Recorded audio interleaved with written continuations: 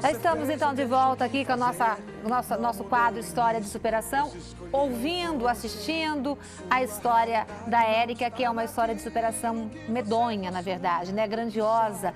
Essa história de que uma menina de 20 anos, estudante, olha os cursos que ela fazia, gente, me parece assim uma coisa, uma ironia do destino. Gosta de movimento, gosta de dança, gosta de esportes, de repente você não vai andar mais, você vai para a cadeira de rodas. Você estava me dizendo que o médico dizia que você tinha que usar e você sempre recusou a cadeira de rodas, Érica. No fundo, você falava assim, não vou precisar disso, vou andar com as minhas próprias pernas. Eu não aceitava a condição que eu estava. Eu não queria. Não era preconceito, mas eu tinha vergonha da condição que eu estava pelo curso. Por conta do curso? Do curso, do que eu era. De todo mundo falar, nossa, como é que ela olha aqui? Por que ela está fazendo curso se ela não tem possibilidade de exercer a profissão? De exercer a profissão. Uhum. Mas assim, no fundinho você falava assim, eu acredito, eu vou sair dessa, tá todo mundo errado? Todo mundo tem esperança. Todo mundo tem esperança. Quem tá no leito da morte ali tem esperança, né? E a gente sempre tem, a gente acredita que sempre vai existir um milagre. Mas todas as coisas que me mandavam tomar e fazer para teste, eu fazia. Chá, todos os remédios caseiros que me pediam para tomar, eu tomava, eu tentei de tudo. E o seu psicológico, como é que ficava com tudo isso? Quantos anos você ficou doente? Até os 24 anos eu não estava nessa fase. Aí depois eu fiz o tratamento e melhorei. Depois então dos 20... até os 24 anos eu ainda estou em tratamento. Sim. Mas hoje eu sou uma pessoa normal diante do tratamento. Tá, mas aí esses 4 anos, os 20, a descoberta da doença, até os 24. Foram 4 anos. Tá, como é que era a Érica? Como é que era a vida da Érica? O pensamento da Érica quando ficava sozinha em casa? Era de revolta? Era de... aceitava? Como é que você convivia com isso? Eu tinha momentos tristes e momentos alegres. Meus momentos alegres eram maiores. Meus pais estavam sempre comigo, tinha alguns amigos, a faculdade me dava muito apoio, os professores. E eu tinha muita superação, assim. Na época eu tinha alguém do meu lado que me ajudava bastante, então essa parte pra mim... Alguém, um namorado, no caso? Eu era noiva na época. Você era noiva na época? E ele estudava comigo, ele me ajudava bastante. É um dos motivos até de eu não ter desistido do curso, porque quando eu pensava em desistir, não, vamos lá, vamos fazer. Foi bom essa época. Você não continuou esse noivado, não se casou com essa pessoa? Não. Mas prestou assim uma enorme ajuda para você na sua vida. Provavelmente é alguém que você nunca vai esquecer assim por conta disso, né? Não, eu tenho respeito. Isso, não existe amor de namorados, de noivos, mas assim, eu respeito a parte que ele esteve na minha vida, né? Alguma vez você perguntou, Deus, por que eu? Perguntei. Perguntou? Mas a gente nunca tem a resposta. O ser humano, ele procura a resposta. Eu acredito que ele não deu, por exemplo, para minha irmã, que a gente é muito unida, assim, não deu para ela porque sabia que ela não ia aguentar. Então ele deu para mim porque sabia que eu ia passar e que eu ia superar. Você ia buscar a solução. Eu estava falando com a sua mãe no outro intervalo, com a Zilda, ela falou assim, essa parte é a Karina que vai contar, a Érica que vai contar. Érica, qual que é a parte que ela pediu para você contar? Que quando foi para fazer o tratamento, eu estava encaminhada no hospital HC, lá em Curitiba. E já fazia 2 anos e não me chamavam para tratamento lá. Aí é a parte que eu falo na entrevista, que daí eu mandei um e-mail pro médico, e aí, através de um e-mail que um menino da minha sala passou, eu nunca tinha tido contato, nem falado com ele, e ele me respondeu, e a gente foi trocando e-mail. Eu pedi que eu precisava muito de ajuda no e-mail, e que se ele podia ver os meus exames. Na época a gente usava scanner, eu escaneava todos os meus exames e mandava para ele por e-mail. Nunca você fez esse visto? Não, aí eu fiquei trocando e-mail com esse médico durante 6 meses. E aí chegou um ponto que nem o médico aqui em Umuarama queria tratar, porque eu era uma paciente sem chance de voltar a andar. E a esclerose, como ela atinge o sistema motor, poderia chegar a coração e pulmão, né? Então, são órgãos vitais. E aí não tinha mais, assim, possibilidade de eu... Os médicos já... Não que eles não queriam mais tratar, mas assim, eles tratavam, mas... Para remediar, no caso, mas sem nenhuma esperança de cura. E até que os tratamentos também aqui no interior chega mais lento, né? Lá em Curitiba é mais rápido, primeira mão. Aí ele me respondeu, olha, Érica, pra mim você tem esclerose, mas eu preciso que você venha para Curitiba, porque aqui existem outros exames, porque existe uma série de outras doenças muito parecida. E você tem algumas coisas que pode até, nos exames alterado, pode até ser outro tipo de doença, então você precisa vir.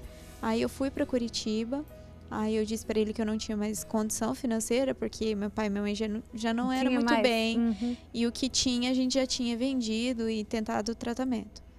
Aí eu fui para lá, paguei uma consulta, depois de 15 dias ele me chamou pelo SUS, e aí eu passei a tratar no Hospital Evangélico, lá em Curitiba. E a gente vai mostrar isso na nossa matéria? Mostra a gente comentando alguma coisa, mas essa parte do hospital eu não lembro. Você falei mais. Então vamos fazer o seguinte, vamos assistir a outra parte da matéria. E aí a gente volta a conversar, tá bom? Pode liberar aí a segunda parte da história da Érica, uma linda história de superação. Vamos conversar agora com a Zilda. Ela que é a mãe da Érica, nossa guerreira, né? Zilda, tudo bem? Tudo bem. Zilda, como foi que a família recebeu o diagnóstico quando descobriu que ela tinha esclerose múltipla? Foi difícil, porque o pai dela não trabalhava aqui, o pai dela trabalhava em São Paulo. E ele ficava assim 15, 20 dias fora. E eu ficava com as meninas em casa. E de repente ela começou a reclamar, eu trabalhava e eu não dava muita importância. Um belo de um dia, uma semana, ela disse assim para mim: mãe, eu tô com dor no dedão. Ah, não tem problema, é unha encravada. No outro dia, mãe, começou a subir a dor. Foi indo. Quando eu levei no hospital, que eles falaram que poderia ser 3 coisas. A Guillain-Barré, o câncer, porque a medula estava muito inchada. E eu fiquei assim, ou um tumor, assim, que não fosse maligno, mas era um tumor. Eu fiquei assim, meu Deus, eu sozinha, com uma menina doente, que eu não sabia do que, e a gente sem dinheiro, porque a gente não tinha dinheiro para aquilo, porque a gente se prepara para um monte de coisa, menos para uma doença, né? E aí liguei para o pai dela não atendia o telefone porque ele estava numa ilha. Eu fiquei assim apavorada, porque sempre fui assim, daquele tipo, corre para os braços do pai, corre para o braço da mãe para contar as coisas, sabe? E eu estava ali sozinha com a minha filha, sem saber o que fazer. E aí, quando eu consegui avisar ele veio, chegou, aí o médico pegou e falou isso pra gente. Eu falei, não, é mentira. Tanto é que ela nunca gostou que eu fosse com ela no médico, porque eu chegava lá em Curitiba e eu falava assim, doutor, eu quero que o senhor cure, eu quero um remédio para minha filha. Eu não posso cruzar os braços e ver minha filha morrendo dia por dia, porque meu joelho está calejado e o senhor tem obrigação de arrumar alguma coisa e curar a minha filha. E eu começava assim a desesperar, porque foi muito difícil eu ver minha filha nova, pronta para casar, se formando em educação física, né? Estudando, fazendo balé, tudo. E de repente, linda, maravilhosa, eu ter todos aqueles sonhos e de repente o médico chegar e falar, tua filha não vai andar um dia. Mas eu nunca deixava ela saber o que eu sentia, né? E o pai dela também não. E a gente foi lutando, levamos ela para Maringá, levamos ela para Curitiba. Quando chegou lá, eu inscrevi ela numa faculdade que nunca deu resposta, né? E para fazer testes e às vezes a gente falava assim, vamos vender a casa, vamos levar ela para Portugal, para a China, para fazer aqueles tratamentos que a gente via na televisão, que a gente não sabia nada. A gente não sabia o que era uma esclerose múltipla. Ficou na UTI, que ela teve um problema sério nos rins, e aí foi generalizando, teve infecção generalizada. Ela teve, assim, o médico chegou na gente e falou pra gente assim, olha, ela tem 2 horas de vida. Meu marido saiu, foi deitar, sabe? Foi dormir, porque ele reagiu dessa maneira. A minha outra filha pegou e foi ajoelhar, foi rezar. E eu fui lá estava construindo o jardim ali, e eu fui lá, 4 horas da manhã, sentei no meio-fio e falei assim, Senhor, eu não acredito que o Senhor vai tirar minha filha depois de tanta luta. Depois de tudo que aconteceu, o Senhor não vai fazer isso com a gente. Porque eu sei que ela é a menina dos teus olhos. Eu sei que o Senhor vai estar lá. Mas se for de tua vontade, Senhor, que o Senhor mostre pra gente qual é o caminho. Como superar isso. Porque ela tomou 2.000 e poucas injeções em pouco tempo. Ela teve assim, ela pesou 40 quilos. Ela foi uma vida difícil. E de repente, assim, sabe, Deus falasse, não, ela vai morrer, eu não acreditei, sabe?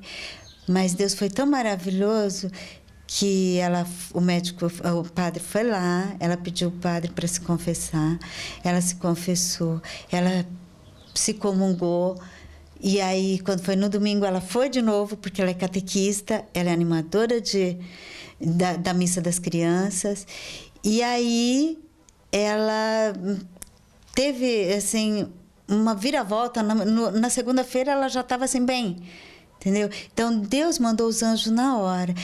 E depois de tempos, assim, que ela saiu da UTI, nós tivemos muitos amigos que orou por ela e tudo. Então, a gente ficou sabendo que a turma da UTI chegou assim, sabe? Fizeram uma oração exatamente no momento em que eu estava fazendo a oração. Então, foi isso. Eu acho, assim, que ela é muito abençoada. Ela é um milagre. Ela realmente é um milagre. Ela é a menina dos olhos de Deus. Aliás, todo mundo é, né? Mas eu falo que Deus olha para ela com um olhar especial. E se ela passou por tudo isso, assim, foi porque para mostrar para outras pessoas que Ele está presente em cada um. E é porque Ele viu que ela pode suportar. E eu gosto de contar a minha história justamente para servir de exemplo para as pessoas, para superação também, assim como muitas outras histórias serviram para mim.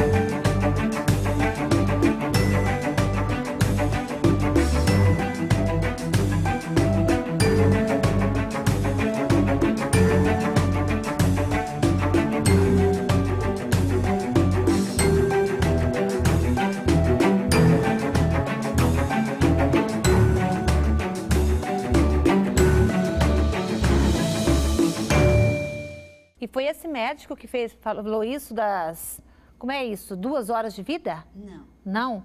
Mas você chegou a ter um diagnóstico assim de sua filha tem só 2 horas de vida? Foi. Foi no microfone, por favor. Ela teve infecção, né? E daí generalizada e foi indo. Ela se internou, era mais ou menos umas 2 horas da tarde. E quando foi 5 horas, assim, o coração dela já acelerava. Onde foi assim, isso? Né? Aqui. Aqui. Isso foi antes desse encontro com esse médico? Não, foi depois. Depois? Foi depois. Tem o que, 2 anos, Érica? Fez 2 anos. E aí, porque a imunidade dela é baixa, né? E aí ela, como não tem relação com a esclerose, né? Já é assim, a imunidade dela já é... já é baixa. E aí ela ficou muito mal. E aí ela chegou em mim e falou assim, ela ia toda hora no banheiro, né? E eu tinha que pegar no colo para levar. Mas o tamanho da mãe não permite muita coisa, né? Tadinha. E eu brincava com ela e falava assim, mas você tem que ir, tenho. E eu derrubei ela no chão. Ela viu que eu fiquei nervosa. E aí ela falou, mãe, não precisa você ficar nervosa, porque eu tô bem. Você me põe na cama assim, né, de ladinho, e me puxa que eu vou sozinha. Aí eu fui arrumar ela, assim, meia, né? Ela disse assim pra mim, mãe, você tá vendo meu coração? Eu vi o coração dela fazia assim. E aí ela falou pra mim assim, eu quero que você pegue aquele vestido, eu sei que eu vou morrer, porque agora eu não vou mais melhorar. E aí eu quero que você faça meu cabelo assim, você faz isso, faz aquilo, sabe? Arruma meu vestido assim. Aí eu fiquei nervosa, mas eu não podia deixar de desanimar ela, entendeu? Claro. Eu falava para ela assim... O papel ali era encorajá-la. Eu tinha que engolir tudo aquilo como se fosse uma brincadeira e não podia chorar. E o médico já tinha falado para você? Não, ainda não. Ainda não. Aí ele chegou, nesse minuto, ele chegou na porta e disse... Aí eu contei para ele, eu já estava assim... tão agoniada, eu falei, doutor, olha o que a Érica está falando para mim. Ela está dizendo que vai morrer. Aí eu falei, porque olha o coração dela. Aí ele pegou e falou assim, não, eu já vou levar ela para a UTI. E eu não quero que você fale isso para sua mãe, você está judiando da tua mãe. Aí ela foi, quando ela subiu para a UTI, aí ele não falou nada, ele só falou assim, nós já vamos levar ela só para descansar um pouco lá, porque ela está falando muita coisa para você, e a gente não quer que a mãe fique nervosa. Aí eu fui para casa. Quando passou aqueles dias, acho que passou uns 4 dias, e ela, em vez de melhorar, ela começou a desenvolver pneumonia, depois foi outra coisa, foi assim, uma coisa uma atrás da outra. Em vez de melhorar, ela piorava. Piorava, a gente chegava lá e nada.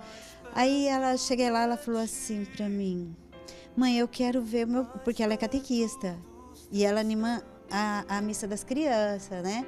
Aí ela falou assim, mãe, eu quero que o padre venha me confessar. Aí eu falei, tá, vou chamar. Aí o padre foi, aí ela falou assim, eu quero me comungar. Aí o médico pegou e chamou e falou assim, olha, o que vocês tiverem de fazer, faça agora. Porque todo e qualquer tipo de antibiótico que a gente tinha que dar, a gente já deu. Não tem mais, é os mais novos que tem, a gente já procurou. E como a gente tinha mais assim, conversava bastante com o médico e as enfermeiras, e a gente ficava, acho que na porta ali, toda hora, então a gente viu o que estava se passando. E aí, a minha filha mais velha começou a fazer um terço, que é o terço das rosas, né? Então, e aí ela teve, o médico, ela pegou e foi, conversou com o médico disse para ela, olha, se tiver de rezar, peça a Deus, porque o que a gente fez, já fez, a febre dela tá alta, ela é alérgica a tudo quanto é coisa que a gente dá para ela, e ela não tem, e a gente vai precisar entubar, e ela é muito pequenininha. E daí, se entubar, ela vai ter 2 horas de vida, no máximo. Oh, meu Deus. Então, aí ela falou assim... Ele falou assim, então você prepara teu pai, tua mãe, as famílias, se quiser, né? Aí, ela contou pro meu marido. Aí, ele entrou pro quarto e foi chorar. E eu fiquei lá, assim, passada, sem saber se eu ia, se eu não ia, o que eu fazia. Falei, eu não acredito. Eu não acredito, fiquei andando pela casa. Eu vou aí perder minha filha desse jeito. 3 horas da manhã, deu 3h30. Aí tava construindo um jardim fora de casa, assim, um jardim novo, sabe? Construindo umas casas novas. Tinha umas datas vazias. Aí eu cheguei lá, sentei no meio-fio, bem longe de casa, era umas 4 da manhã, e sentei e falei assim para Deus: Deus, eu não acredito que depois de tanto esforço, você vai tirar minha filha. Eu sei que ela é tua, eu sei que o Senhor fez tudo, eu sei que ela é um presente de Deus, ela é a menina dos teus olhos, mas eu não acredito nisso. Eu acredito que amanhã de manhã ela vai estar de pé, ela vai ter passado esse momento crítico e o Senhor vai estar na vida dela fazendo tudo o que o Senhor tem de fazer. Porque ela tem uma história, ela tem uma coisa para cumprir aqui e não chegou a hora dela ainda. E como que foi no outro dia? Aí quando foi, daí no outro dia a gente chegou lá, a gente viu que ela não tinha, assim, melhorado. Mas estava na mesma, mas assim? Mas estava, assim, estável. Não tinha piorado também? Também não tinha piorado. Aí o médico foi lá, o padre foi lá, conversou com ela. Quando foi mais tarde, ela foi comungou. Quando foi à noite, ela já estava melhor. Aí nós ligamos para o médico disse que ela estava melhor. No domingo ela comungou de novo. Aí na segunda ela saiu. Ai, que coisa linda. Na segunda ela saiu. Aí, quando a gente conversou, depois de tempos, né? Daí ela chegou lá no quarto, o médico pegou e olhou assim, foi visitar ela, chegou lá e ele olhou 2 rosas. Aí ele falou assim, do que é essa rosa? Aí, você ganhou rosa? Aí ela falou, aqui do terço, mandaram, a minha filha pediu, do Face, o Face muitas vezes ajuda a gente, Marta. O Face é uma coisa assim que é usada não só para jogar conversa fora, mas sim para orar pelas pessoas, né? É bom. E aí ela pediu oração por ela, muita gente orou e ela no terço, 2 pessoas que a gente nem conhece, nem sabe quem é, o marido e a mulher ganhou a rosa e mandou lá no hospital para ela. Aí o médico pegou e falou assim, eu estava nesse terço. Ai, que coisa linda. Ô, Érica, para a gente terminar, qual que é a real situação sua hoje em relação ao tratamento? Da esclerose? Eu faço tratamento. É contínuo? É contínuo, é uma medicação importada, ela vem do governo, é uma medicação que é só para pacientes mesmo paliativos. Então, assim, quando o paciente já não responde mais a interferon, as outras medicações que tem para esclerose, daí passa para essa medicação. Eu fui a que fiz teste, então eu fui... Foi cobaia. Fui cobaia. É que a gente chama de cobaia. Fui uma das primeiras a testar. Em Curitiba? Em Curitiba. Eu e um senhor aqui no Brasil. Ela vem da Alemanha. E hoje eu faço medicação a nível hospitalar 1 vez por mês. Aí eu interno, faço a medicação. E desde quando que você não teve mais nenhuma crise, não precisou mais voltar para a cadeira, para a bengala, ser arrastada por alguém? Vai fazer 4 anos que amém, que coisa linda. Obrigada. Demais, tá? É uma mulher feliz? Muito. Realizada? Realizada. O que falta ainda? Me formar agora na outra faculdade que eu estou cursando. Olha, que nojo, gente! Então você é formada em Educação Física e está fazendo? Direito. E qual das duas que você vai exercer? Eu Pretendo exercer as duas, As de alguma duas. forma. Você está em que ano da faculdade? Tô no primeiro. No primeiro. Gente, esta é a primeira história de superação do nosso programa e eu espero contar muitas outras lindas como essa, Érica. Que Deus te abençoe. Fico tão feliz, porque de certa forma, quando eu encontrava com a Zilda estava sempre comentando a respeito de você, falando da situação que você se encontrava. E é uma mãe que esteve sempre muito presente do seu lado, né? E a família é tudo nessas horas, né? Obrigada. Que Deus abençoe você, os médicos que te atenderam, né? Essa abençoada dessa experiência que você foi cobaia e que sirva para outras pessoas também. Amém. Obrigada. Bom, deixa eu dar um abraço para terminar e desejar muito boa sorte no seu caminho. Obrigada. Continua mais linda ainda, tá? Tá mais linda ainda. E a Zilda não cresceu, mas tudo bem. Muito obrigada, gente. Eu espero que vocês tenham gostado da história da Érica e, como eu já disse, que sirva de exemplo para muitas pessoas. A gente costuma desistir muito rápido das coisas, né? O ser humano, ele é muito frágil. Eu vou repetir, eu já repeti isso que a Silvinha disse para mim outro dia. Marta, às vezes você pede para Deus, a gente não entende a demora dele. Mas ele tem a hora certa das coisas. Então, para você que está aí apressadinho lá, achando que o seu problema não tem solução, olha aqui, gente, um exemplo de que Deus existe, que tudo é possível. Aliás, a gente faz o possível e Deus faz o impossível, e foi isso que ele fez na vida dessa moça. E eu espero que ele realize muitos outros milagres e realize um milagre na sua vida, tá bom? Acredite e vá procurar, porque olha só, ela não ficou esperando, ai, coitadinha, não tem dinheiro para isso, ai, vou morrer. Ela foi à luta, ela mandou e-mail, ela encheu o saco de médico, ela foi cobaia de experiência e tá aqui, professora, formada em educação física e futura advogada e com uma vida longa e plena pela frente. É personal, olha aí, é personal, gente. Aquela que estava condenada a não andar nunca mais, não é? Pois é, né? Estava condenada a não poder andar mais e é personal. Que Deus continue te abençoando, então, que essa doença realmente, cada vez mais as pessoas consigam descobrir a cura, né? Os medicamentos, abençoe os médicos, os cientistas e que você também possa contar a sua história aqui pra gente. Boa noite, até amanhã às 7h30 da noite, aqui na TV UP, a TV feita por você. Obrigada, beijo. Tchau, gente, até amanhã.